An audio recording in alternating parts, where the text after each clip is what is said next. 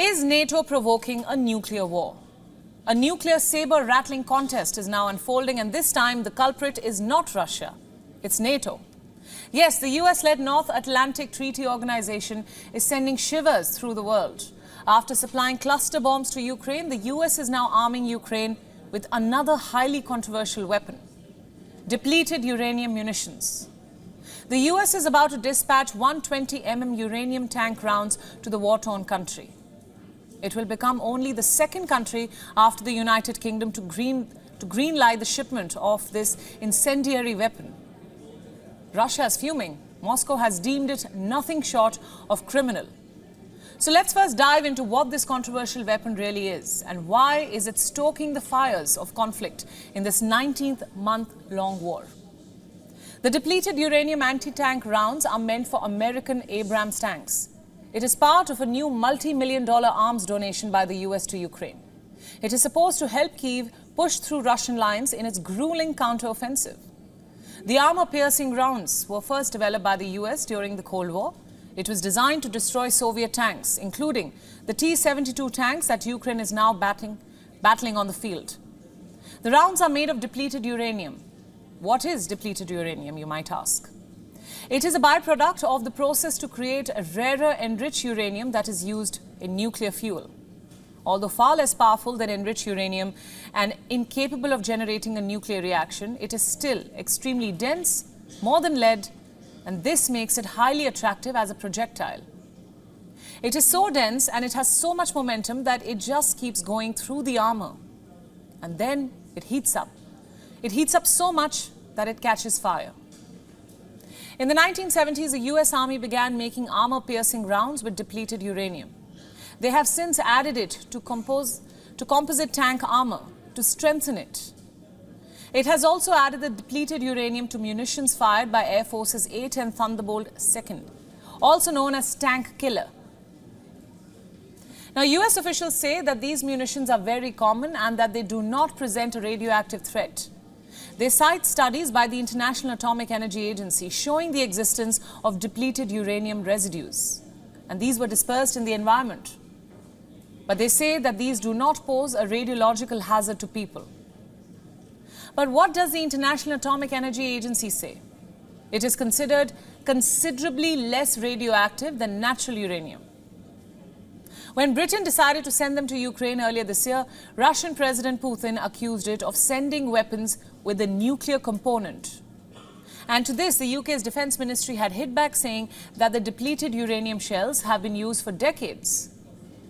The UK accused Moscow of spreading misinformation. But in the wake of the British move in March, Putin warned that Moscow would respond accordingly. And he did. He placed tactical nuclear weapons right on Ukraine's doorstep. In Russia-friendly Belarus by May, for the first time since the 1991 fall of the Soviet Union, Russia had placed its nukes outside its borders. So even though the West downplays the nuclear provocation bid during war, can these provocations stop Russia from escalating the war on ground? Still, despite the war of words, the nuclear provocations, and while the entire world watches nervously, US officials have decided to send uranium weapons to Ukraine, calling it the most effective way of arming Abrams tanks. Now, we must not forget this US decision is a U-turn. Back in March, the Pentagon said that it would not send depleted uranium munitions to Ukraine. Clearly, it did not follow its own words. It is sending the weapons because they are the best way to arm Abrams tanks. The US hopes the new tanks can assist Ukraine in its counteroffensive. So what was the Kremlin's reaction to this announcement? Well, this time Russia denounced the move as bad news. The Russian Deputy Foreign Minister Sergei Ryabkov called Washington's decision a criminal act. He said, and I quote, "This does not simply qualify as a step towards escalation, but reflects the shocking disregard for environmental consequences of the use of such weapons in the combat zone on the part of Washington." He adds, this in fact qualifies as a crime. Ryabkov further alleged that while Russia continues to hold contact on humanitarian issues with the US, Washington does not work with Russia on major issues. Meanwhile, Russia's embassy in London accused the US and allies of wanting to turn Ukraine into a radioactive landfill.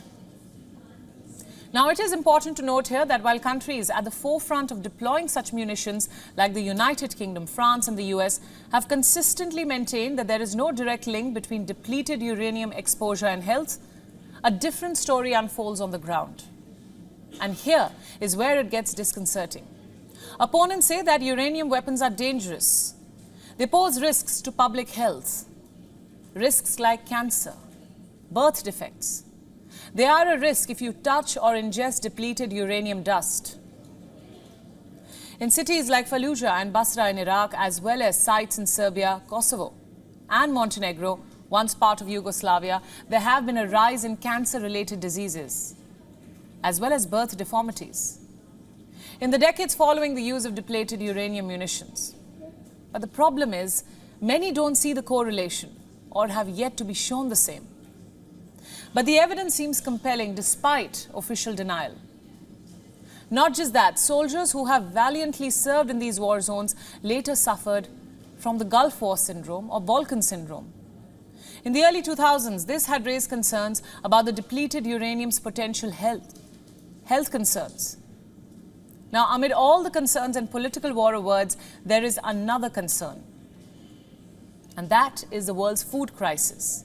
Ukraine, which will now become the next site for the use of uranium rounds, is also a major global exporter of grain, of sunflower, maize, wheat and barley. So once the war escalates, the radioactivity of the weapons' dust particles will stay on for decades, if not a century. Yet, even in light of these alarming realities, Western powers persist in escalating nuclear tensions, a bleak reminder of the tremendous cost of war. And it leads us to question, is this the kind of reassurance that Ukraine needs for a lasting peace deal? Something to think about. WION World is One is now available in your country. Download the app now and get all the news updates on the move.